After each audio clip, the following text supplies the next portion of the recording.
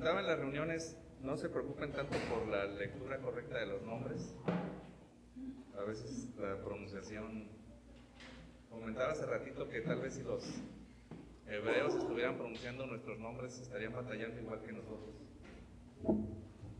Y hay algunos nombres que sí son muy extraños, algunos como que se nos hacen un poquito conocidos, pero vamos a buscar la guía del Señor en este mensaje y vamos a ver lo que nos dice el Señor en este día.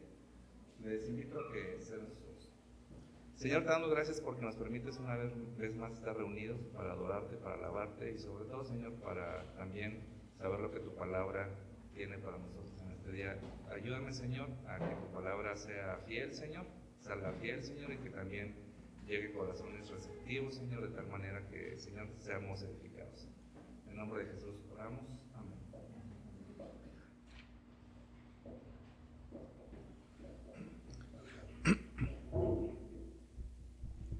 A todos los papás, hermanos, y a todas las mamás, siempre les genera una fuerte emoción cuando alguien ve a sus hijos y los ve a ellos y de repente empieza a decir, wow, es tu viva imagen, o sea, es que se ríen igual, hasta se le hacen los hoyitos, tiene tu misma mirada. Y los papás se emocionan y les encanta, tanto a los papás como a las mamás, y luego unos ven algo del papá en el hijo, otros ven algo de la mamá. Y es un gran halago realmente para los padres y una gran felicidad cuando alguien les dice eso. Pero conforme los hijos van creciendo, van también pareciéndose a los padres, no solamente físicamente, sino también en algunas de las actitudes que tienen, en algunas cosas, en algunos aspectos del carácter. Y eso a veces ya no es tan agradable cuando son comparados. Inclusive en algunas casas, en algunas familias, llega a mencionarse como si fuera una especie de ataque, ¿no? Si fuera en mi casa, por ejemplo, en mi familia, dirían, ay, ya le salió lo Burelo. No sé si en casa de Ramón, ya le salió lo Vázquez, ya le salió lo Rodríguez. No sé si así empiezan a decir. Y cuando se dice así, ya no se oye tan bonito, ya se siente como un ataque, como una crítica. Pero es una realidad y por eso en México a veces decimos hijo de tigre pintito o de tal palo, tal astilla. Pues hay muchos dichos que nos hablan de esa realidad. Bueno, cuando analizamos el capítulo 10 de Génesis, vemos algo parecido. Podemos darnos cuenta que eso es precisamente lo que está pasando, porque los hijos y sus familias empiezan a reproducir el carácter, la moralidad y la concepción que tienen los hijos acerca del Señor a las siguientes generaciones. Y eso influye también inclusive en las naciones que se forman de esta genealogía. Porque este capítulo empieza hablando de una familia simplemente. Y esa familia se va trasladando en pueblos que se convierten en naciones. Y por ahí vemos también el primero de los reinos, el de Nimrod. Y muchos académicos le llaman a este capítulo 10 de Génesis la tabla de las naciones. Y si lo mencionamos así, pareciera que solo nos está hablando de eso, de países, de naciones, de dónde salió tal país, de dónde salió cuál otro. Pero si lo analizamos con un poquito más de detenimiento, nos vamos a dar cuenta que también, aún de manera discreta, aquí se va revelando el plan del Señor para la redención de su pueblo. Aquí el Señor va mostrando esa comisión que desde el principio tuvo y que de manera discreta ha estado señalando hacia el futuro. A través de todas las naciones, inclusive a través de los continentes, inclusive a través de los tiempos. Y eso es lo que vamos a estar meditando en este día. La comisión del Señor sobre las naciones. La comisión del Señor sobre las naciones es el título de esta meditación.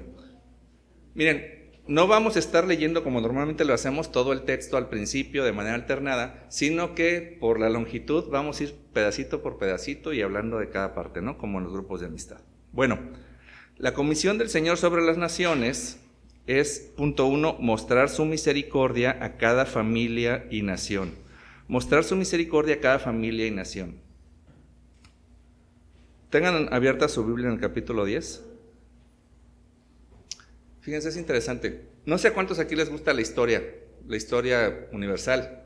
Y en la historia universal, a veces, o cuando vamos a algún museo de México, por ejemplo, nos enteramos de la concepción de la creación que tenían ciertas culturas prehispánicas, pero cada pueblo tiene su propia concepción.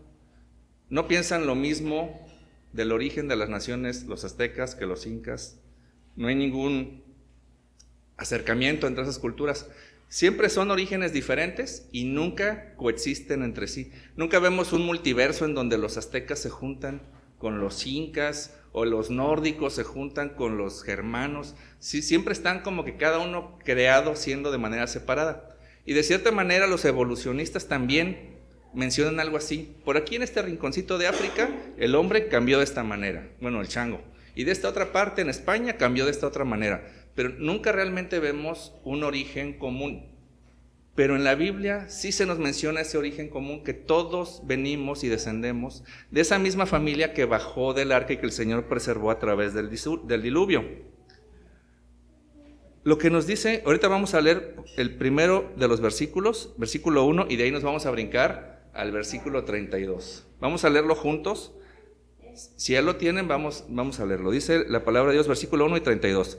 Estas son las generaciones de Sem, Cam y Jafet, hijos de Noé, a quienes les nacieron hijos después del diluvio. Ahora vámonos al 32. Estas son las familias de los hijos de Noé, según sus genealogías, por sus naciones. De ellos se propagaron las naciones sobre la tierra después del diluvio.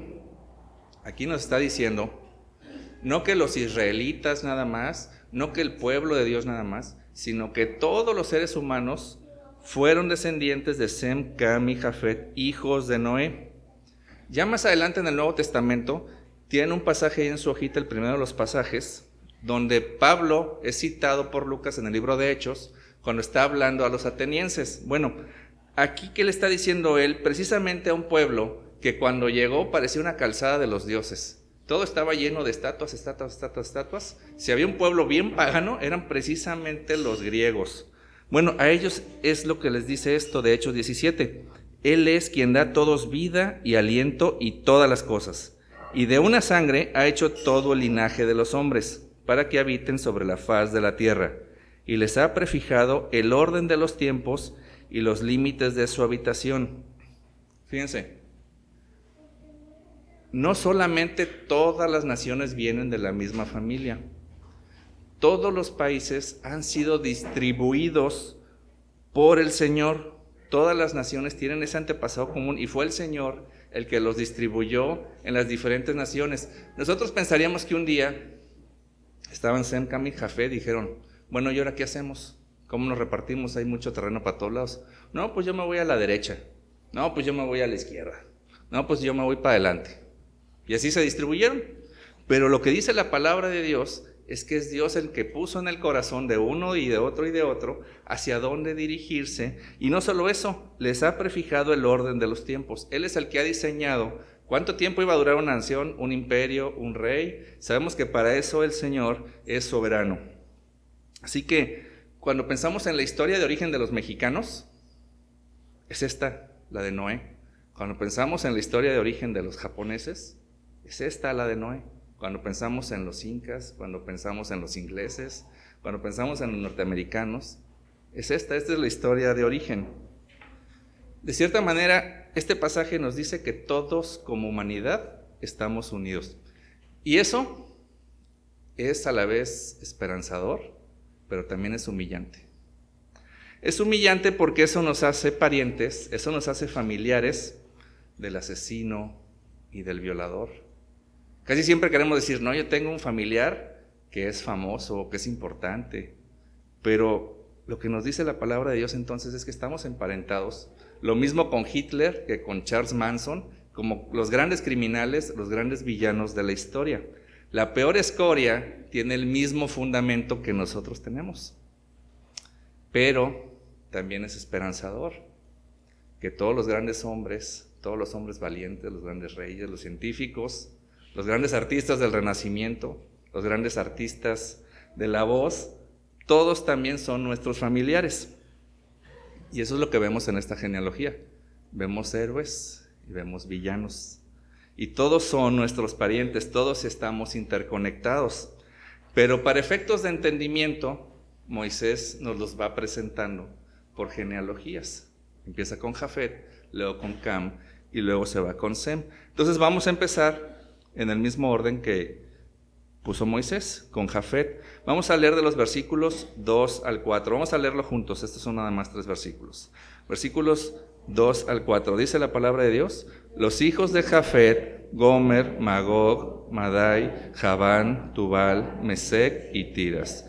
Los hijos de Gomer, Askenaz, Rifat y Togarmá. Los hijos de Javán, Elisa, Tarsis, Kitim y Dodanim.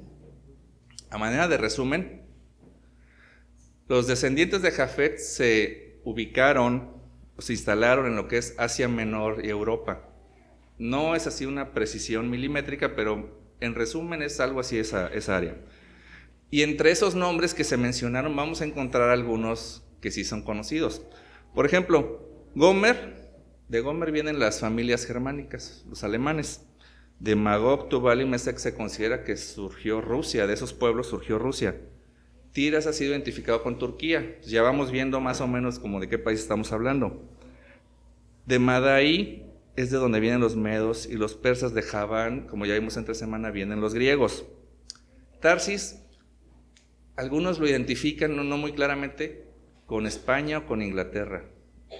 Para efectos prácticos, lo que en ese momento se consideraban los extremos del mundo.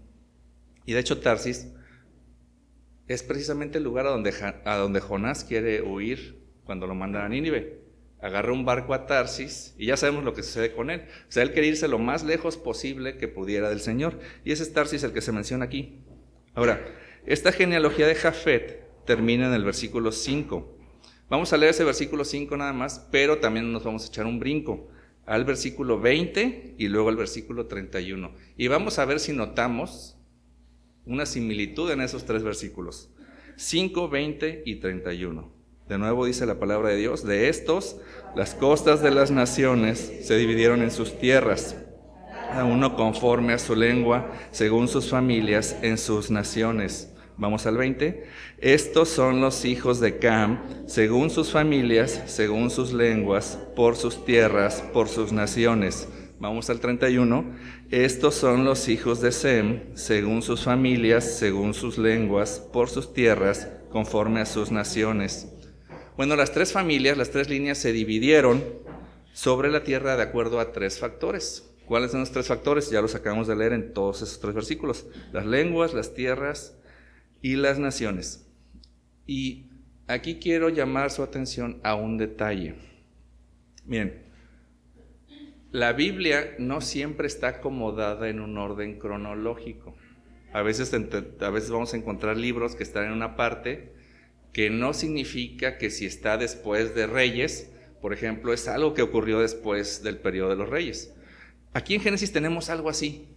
Tenemos que según se dividieron de acuerdo a sus lenguas, pero lo de Babel ocurre hasta el capítulo siguiente. O sea, en este momento, al menos en estos primeros nombres, todavía no se hace esa división por las lenguas. Pero yo lo que pienso es que Moisés no quiso interrumpir la narrativa que venía desarrollando para meter la historia de Babel, y entre este y este, pues fue la Torre de Babel y vamos a cambiar de historia. Pero sabemos que en esta genealogía ya está contemplada esa división por la confusión de las lenguas que se da en el capítulo siguiente. Bueno, habiendo dicho eso, vamos a avanzar. La Biblia presenta a los de Jafet, que ya vimos, en Asia Menor y en Europa, pero la lista continúa con los hijos de Cam. Vamos a leer del versículo 6 hasta el 19. Este sí lo vamos a leer de manera alternada porque es una porción un poquito más grande. Del versículo 6 hasta el 19. De nuevo dice la palabra de Dios: los hijos de Cam, Cus, Misrayim, Fut y Canaán. Los hijos de Cus, Seba, Havila, Sabala,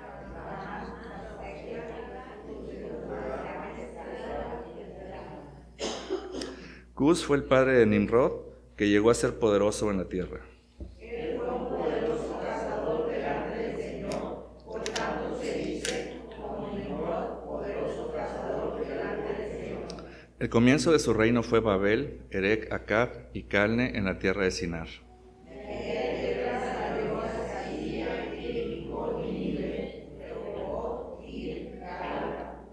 Y Resén entre Nínive y Cala, aquella es la gran ciudad.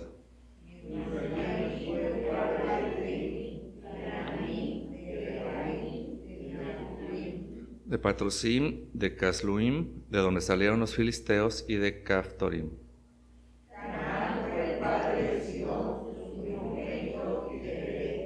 Y el antepasado del Jebuseo, del Amorreo, Gergeseo, del Arbadeo, Semareo y del Amateo, y después las familias de los cananeos fueron esparcidas.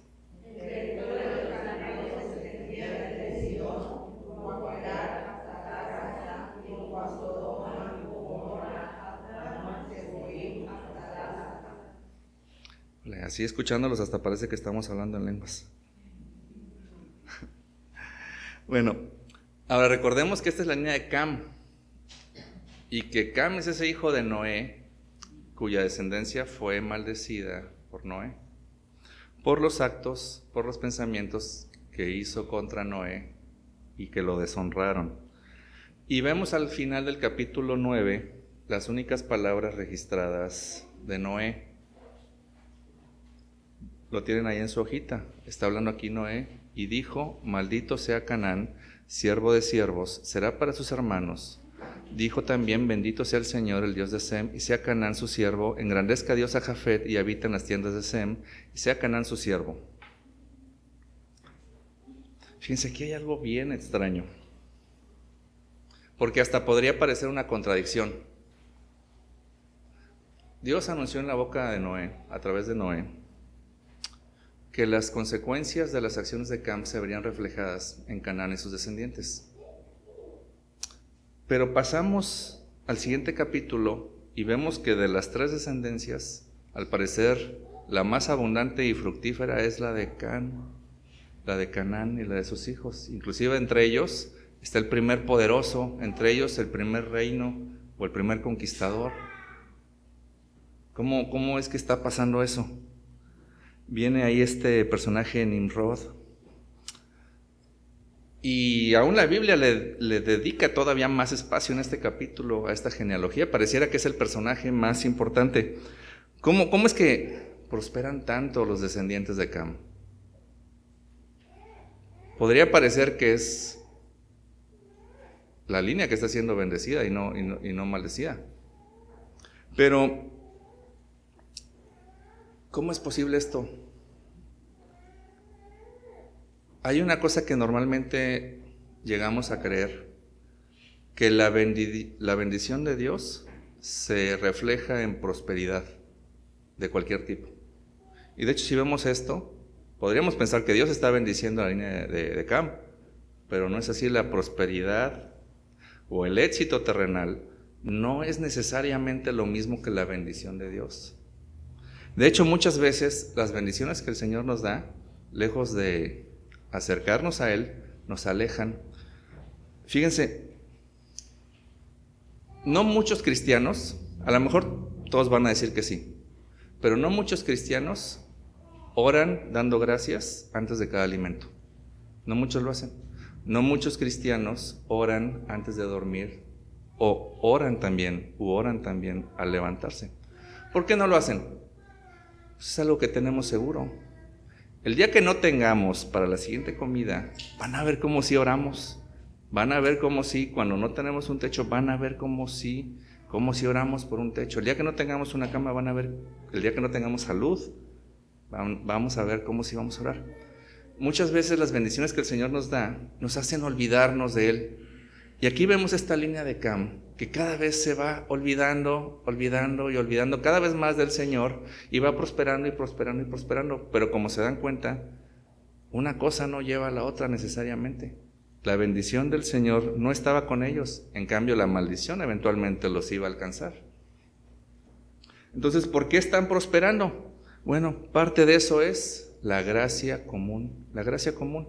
El Señor había determinado desde Edén y al bajar del arca lo que vemos ahí en Génesis 9, 1, 3, y eso era para Noé y para sus 3 hijos, y para sus esposas, para todos los que bajaron del arca.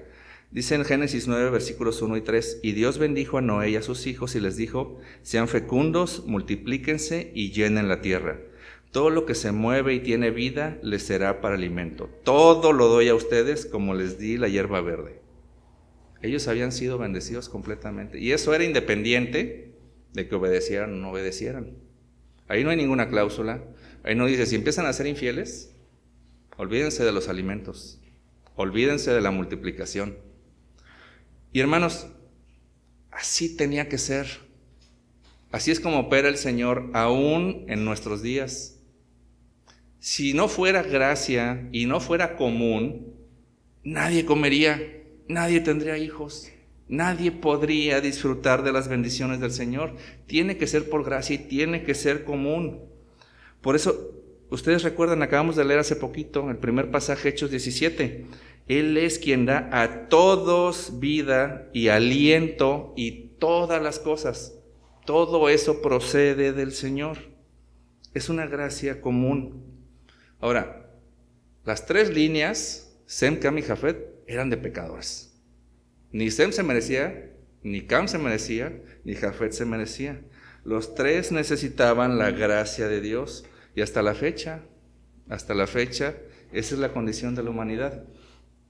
Y por eso Pablo, fíjense qué interesante, se lo dice a uno de los pueblos más paganos de ese tiempo, a los griegos. El Señor hace eso con mucha bondad, aun cuando esos pueblos sigan caminos perversos. No hubieran existido los griegos, no hubieran existido los hindúes, si el Señor solamente se preocupara en su gracia común de los que lo reconocen. Y vean, entre esos nombres que vimos, tenemos a Misraim, que ya vimos que es Egipto. Tenemos a todos esos habitantes de Canaán, los habitantes originales de Canaán, que serían desplazados en el futuro por el pueblo de Dios. Tenemos los jebuseos, que eran los ocupantes originales de Jerusalén, esos son los jebuseos. Pero también están los amorreos, los gergeseos, los heveos. Todos esos eran cananeos que el pueblo de Israel, cuando entró a Canaán, fueron borrados. Está también ahí Babel, que se convertiría en Babilonia. Están los asirios, están los filisteos, se menciona Sodoma y Gomorra. O sea, vean qué colección, o sea, es como que el Dream Team de todos los que serían los enemigos del pueblo de Israel, los pueblos contrarios al Señor. Pero también hay otros pueblos de los que la Biblia a lo mejor no nos dice tanto que sean enemigos, pero también nos hablan de las dimensiones que tenía la extensión de la simiente de Cam. Habla, por ejemplo, Cus, de donde vienen los etíopes, Fud, de Libia, viene Seba, Bilá, Sapta, Rama, Sapteca y los hijos de Rama, que son los que dieron origen a Arabia Saudita. Viene Sidón, que se relaciona con los hititas y con los libaneses. Así que si alguna vez se encuentran a Chichonader, después decir, tú vienes de Sidón. Bueno, suena raro, ¿verdad? Bueno, y Moisés viene desarrollando esa línea de Cam, pero dentro de toda esa línea hace un paréntesis cuando nos habla de Nimrod. Ya hablamos de él la semana pasada. Solamente quisiera que tengamos en mente que el Señor había ordenado que se reprodujeran y que siguieran el mandato cultural, que siguieran extendiéndose, que siguieran ahora sí que haciendo cultura, desarrollándose como humanidad a través del dominio de las regiones a las que fueran alcanzando. Pero llega Nimrod y dice, no, yo no me voy a extender, yo no quiero generar muchas culturas, es más, yo solamente quiero una cultura, la mía, y ya no queremos invocar el nombre del Señor, queremos levantar y hacernos nuestro propio nombre. Ese es Nimrod, esa persona que va a intentar unir a todos los que pudo en contra del Señor. Por eso decíamos la semana pasada que es un tipo de anticristo proyectado hacia el futuro. Ahora, ¿qué hubiéramos hecho nosotros? ¿No? Ya vimos en la Biblia que el Señor nos da el aliento de vida y nos da todo, a todos. Y el Señor para este momento ya había hecho manifiesta su voluntad. O sea, no era un misterio, ¿qué querrá Dios que hagamos? Ya se sabía. ¿Qué hubiéramos hecho nosotros en el lugar de Dios con personas como Nimrod? ¿Qué hubiéramos hecho? Por lo menos, yo creo, como Nabucodonosor. Órale, al horno de fuego todos, vámonos. Por lo menos. Pero Dios no hace eso. Dios nos dice, la Biblia nos dice que Dios es lento para la ira, grande en misericordia, que Dios, lo que nosotros entendemos por tardanza, más bien es paciencia, que no quiere que nadie se pierda, sino que proceda a arrepentimiento. Así que Dios, en esta línea y en cada línea, muestra ese amor a todas las familias de la tierra y muestra esa gracia común a todos y cada uno de ellos, conozcan a Dios o no conozcan a Dios, o si lo conocen y no lo obedecen, aún así sigue extendiendo esa gracia. Así que la comisión del Señor sobre las naciones, el primer punto que vimos es mostrar su misericordia a cada familia y nación. Y le está mostrando. Y punto 2, llevar su salvación a cada familia y nación. Llevar su salvación a cada familia y nación. La lista de naciones termina con unos detalles muy interesantes de la línea de Sem. Vamos a leer ahora esta sección, versículos 21 al 30, por favor. Bueno, hasta el 31. Vamos a leer hasta el 31. Versículos 21 al 31. Igual de manera alternada. Comienzo yo, dice la palabra de Dios. También le nacieron hijos a Sem, padre de todos los hijos de Eber y hermano mayor de Jafet.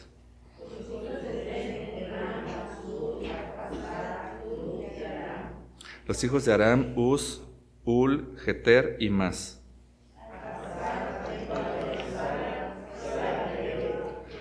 A Eber le nacieron 2 hijos, el nombre de uno fue Peleg, porque en sus días fue repartida la tierra, y el nombre de su hermano Joctán.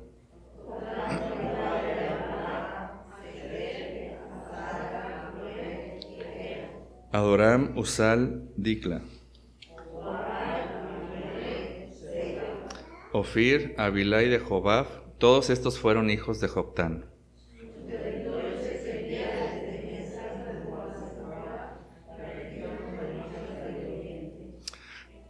Estos son los hijos de Sem, según sus familias, según sus lenguas, por sus tierras, conforme a sus naciones.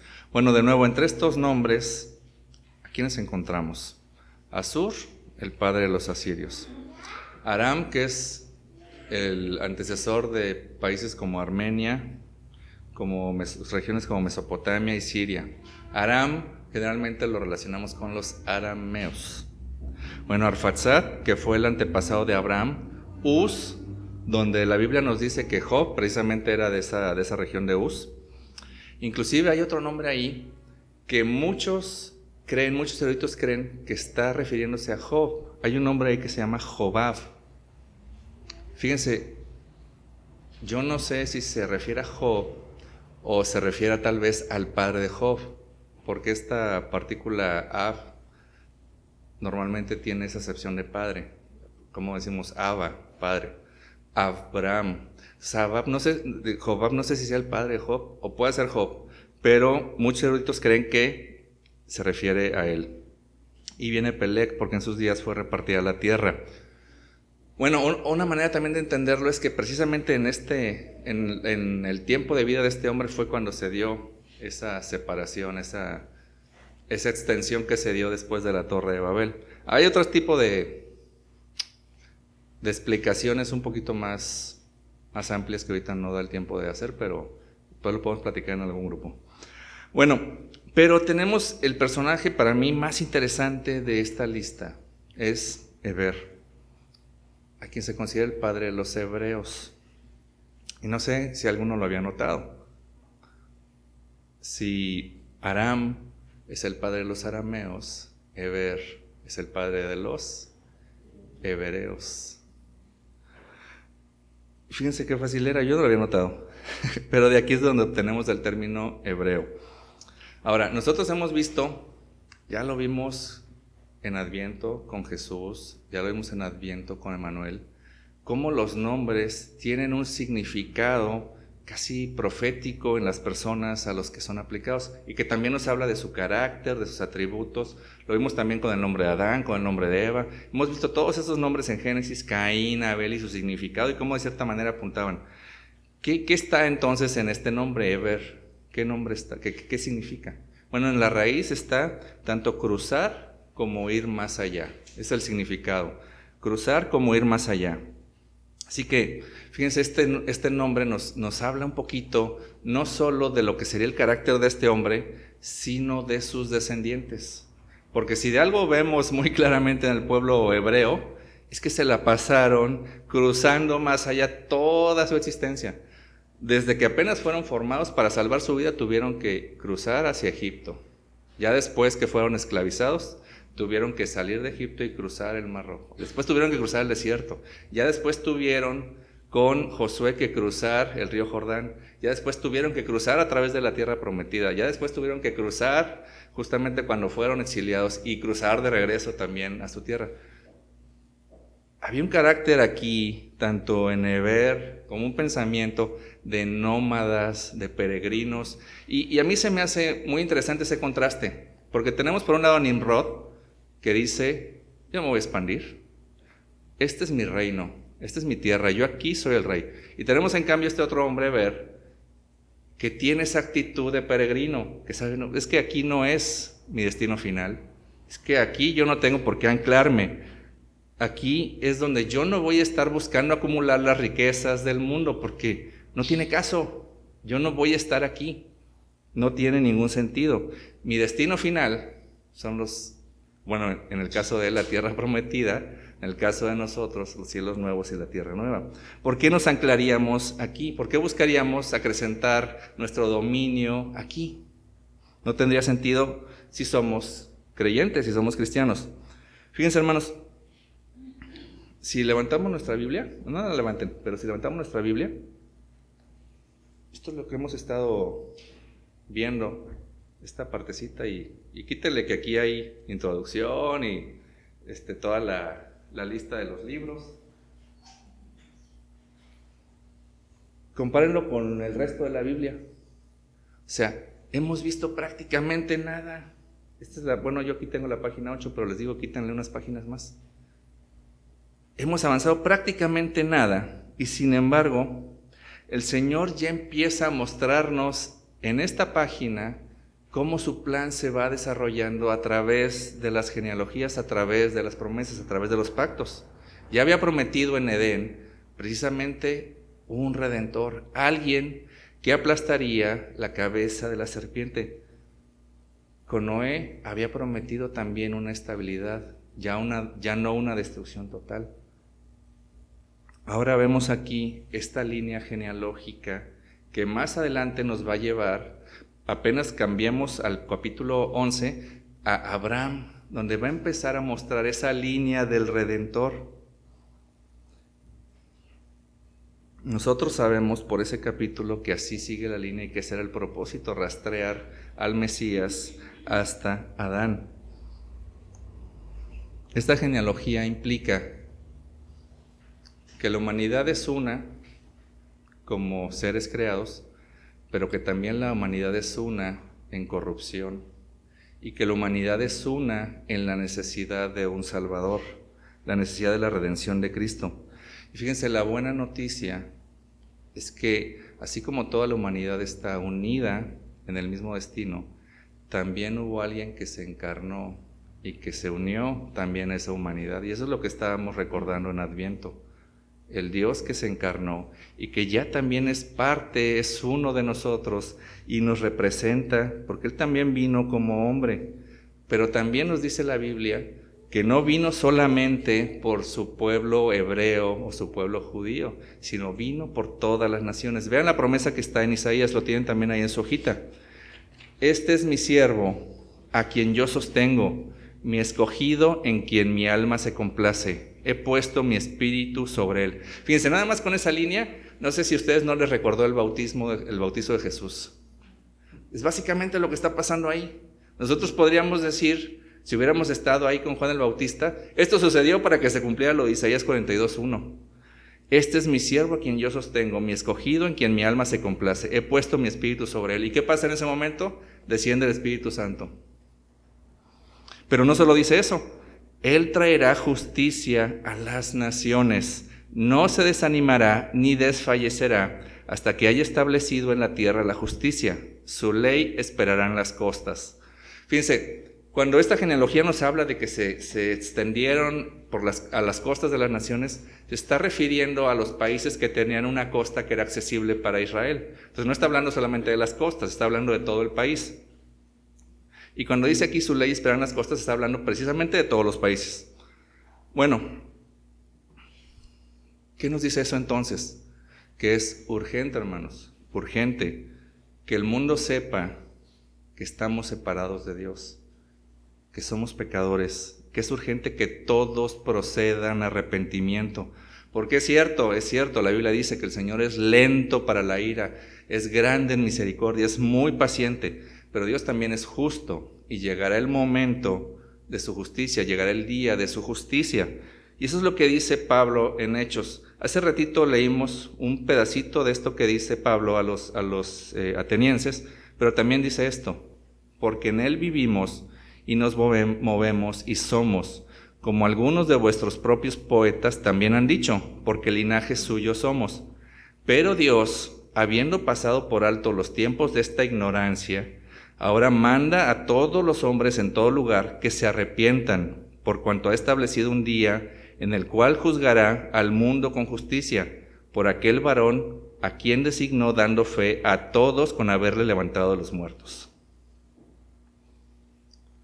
Es urgente que sepamos que la paciencia de Dios no es eterna, que en algún momento va a venir su justicia, y que en otro tiempo fue paciente, pero ya ahora ordena a todos los hombres en todo lugar que se arrepientan, porque ha establecido ya ese día de juicio.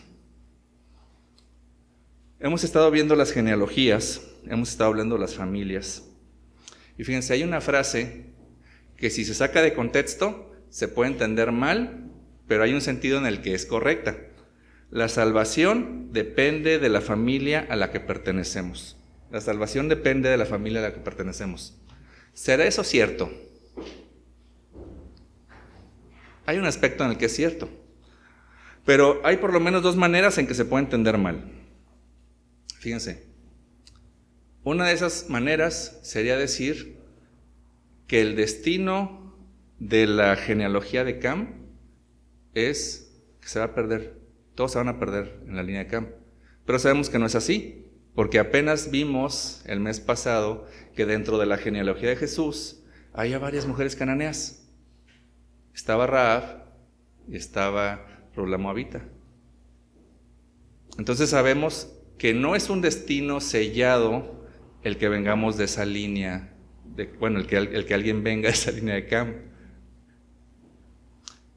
Fíjense que eso llega a pasar también al contrario, que todas las otras líneas que no han sido maldecidas, que no son la línea de Cam, ya son salvas en automático.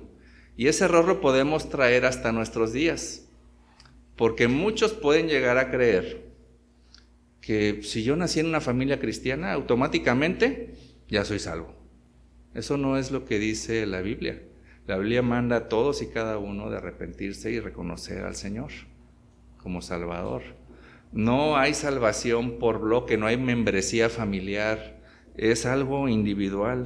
Nosotros podemos caer en el error también de creer, pues es que yo vengo a la iglesia, no falto a la iglesia. Yo hago actividades religiosas. Pero ese era el error precisamente de los fariseos. Tenían sus actividades religiosas, eran de la línea de Sem, eran descendientes de Abraham, pero no es eso lo que les dice el Señor, que son hijos de Abraham. Les dice que son hijos de Satanás, porque hacen lo que hacía Satanás, hace lo mismo que Satanás.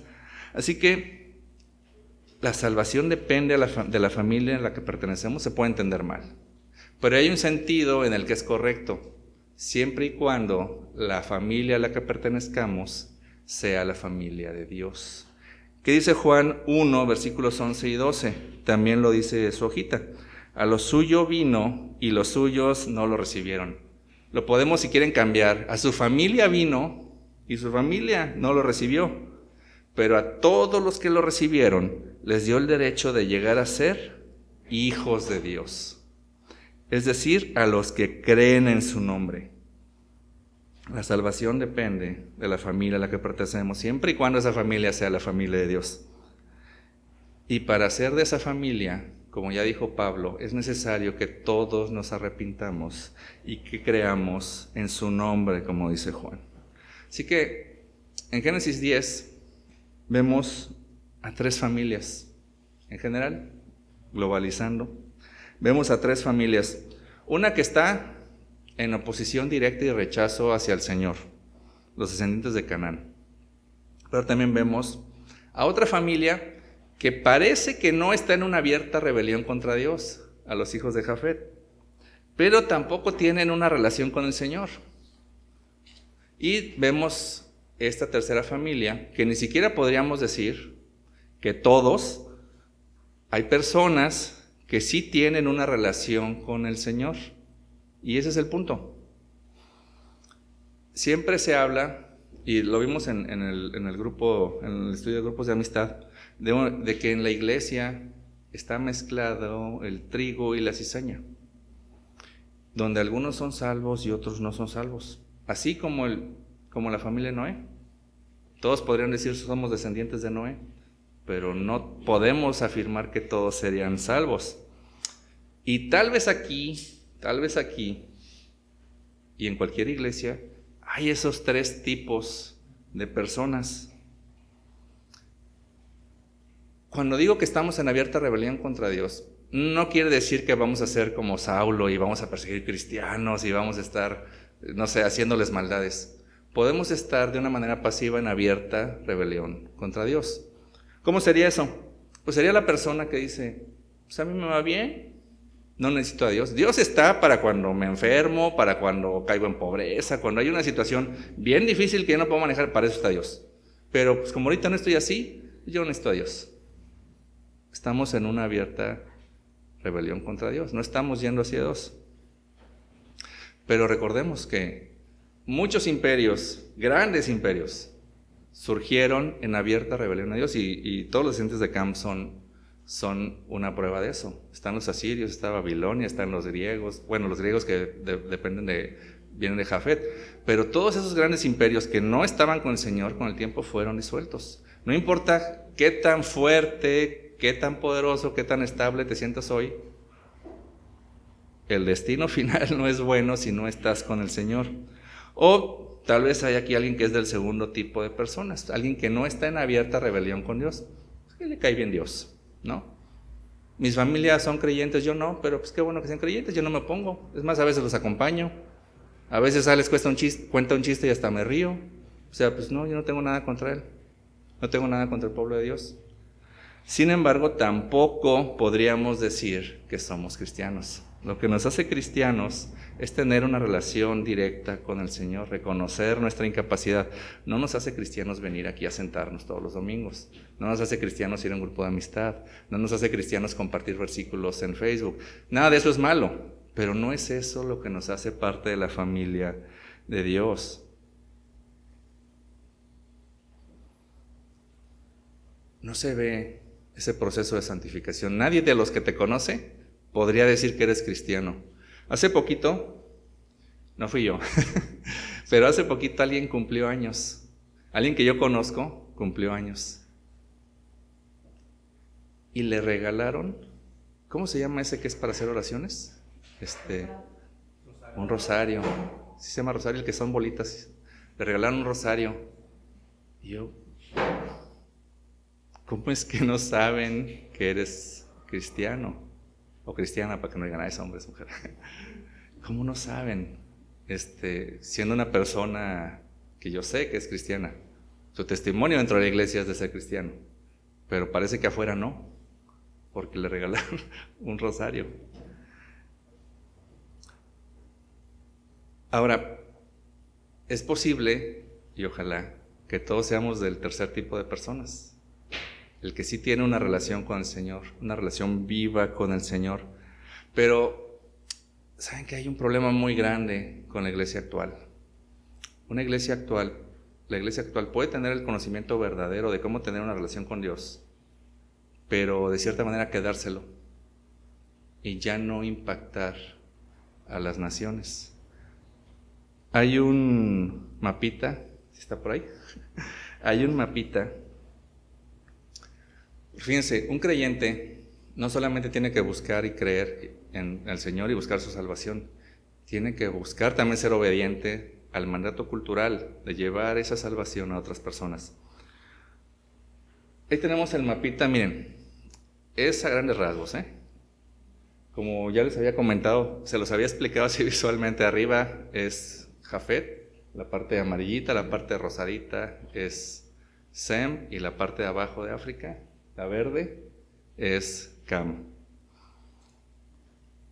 El Señor nos ha dicho en Hechos 17, y lo vimos, que el Señor es el que estableció esos límites, esos tiempos.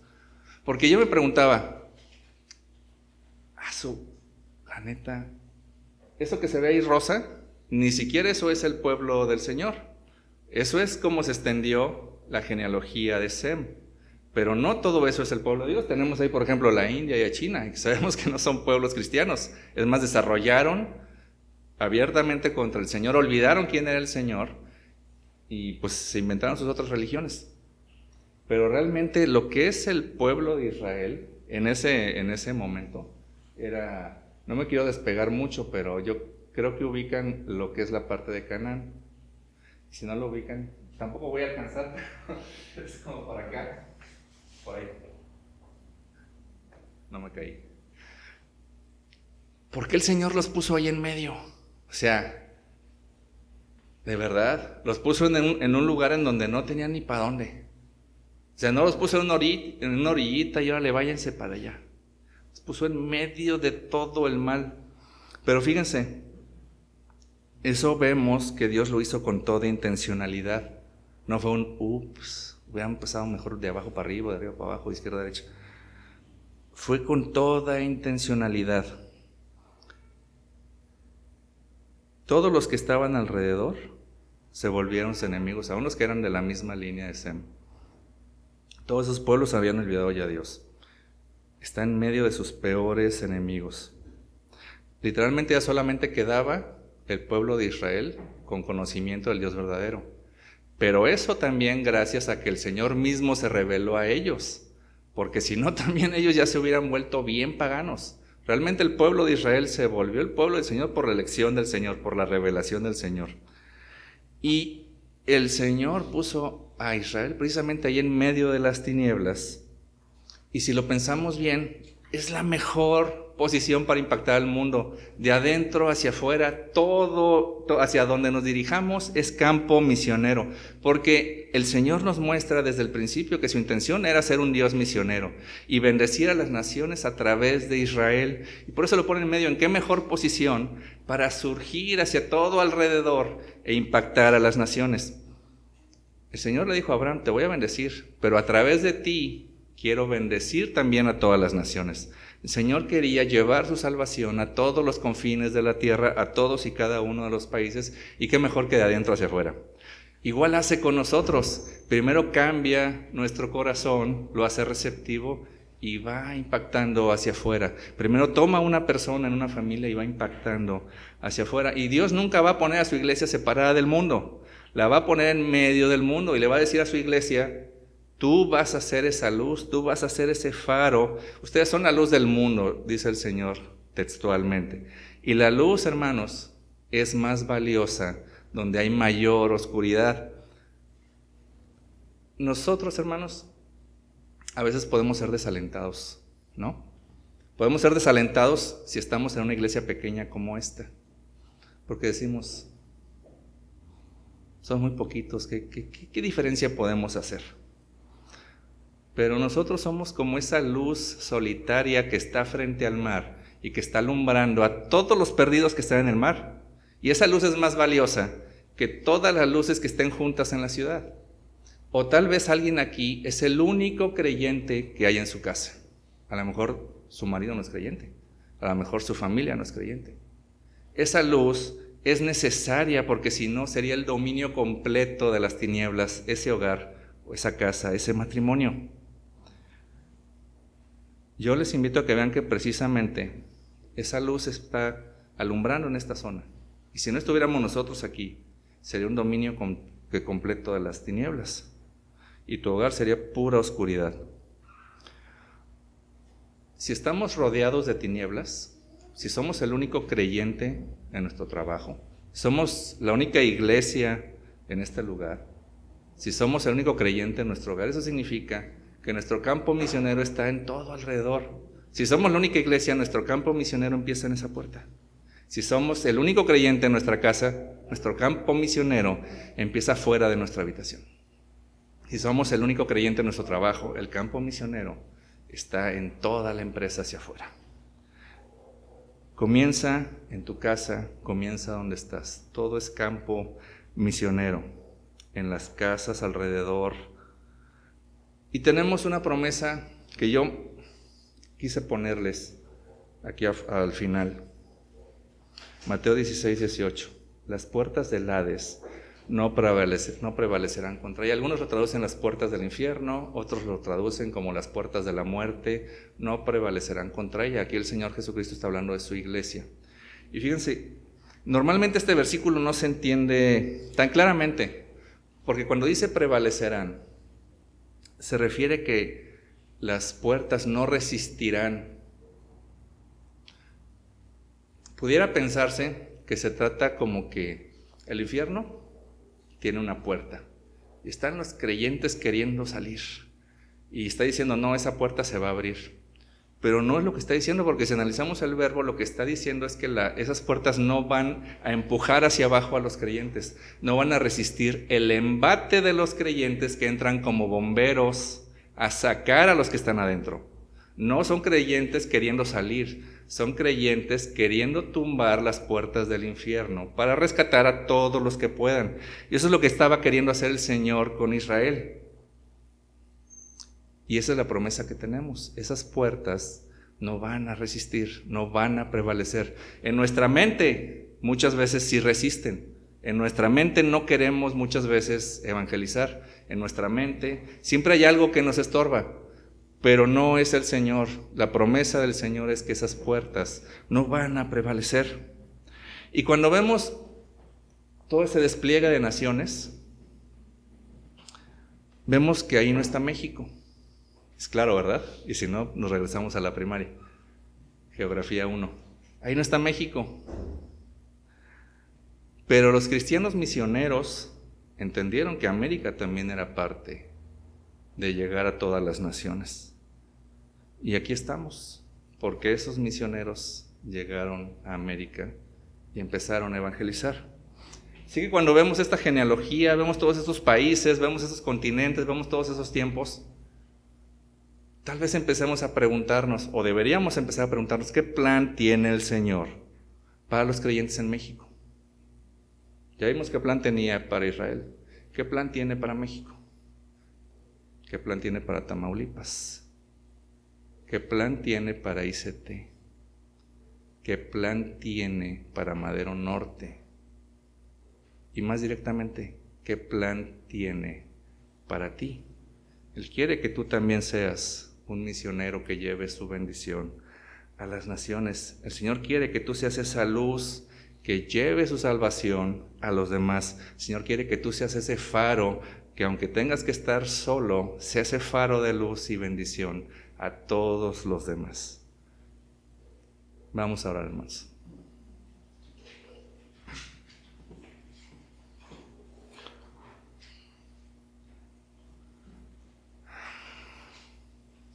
Señor, te damos gracias porque,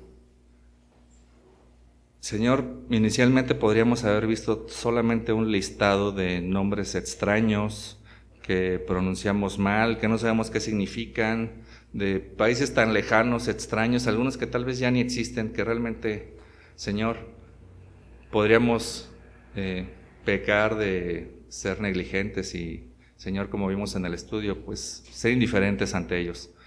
Pero, Señor, vemos también en ese despliegue de naciones un plan de redención que se va desarrollando, un plan donde tú buscas llevar la salvación a todas las naciones.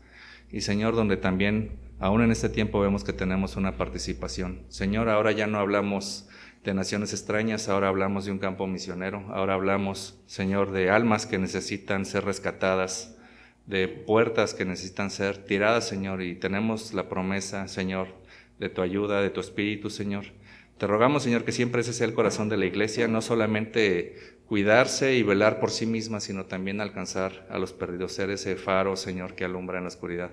Y te rogamos, Señor, si alguien aquí está, Señor, desanimado por esa situación, que le ayudes, que le reconfortes y que, Señor, lo levantes y lo uses. También, Señor, si hay alguien aquí que aún no ha venido a ti, Señor, te rogamos, toques su corazón y le hagas, Señor, saber que en ti tiene perdón y en ti tiene salvación. Dejamos todo este tiempo, Señor, y agradecemos tu palabra en el nombre de tu Hijo Jesucristo. Amén.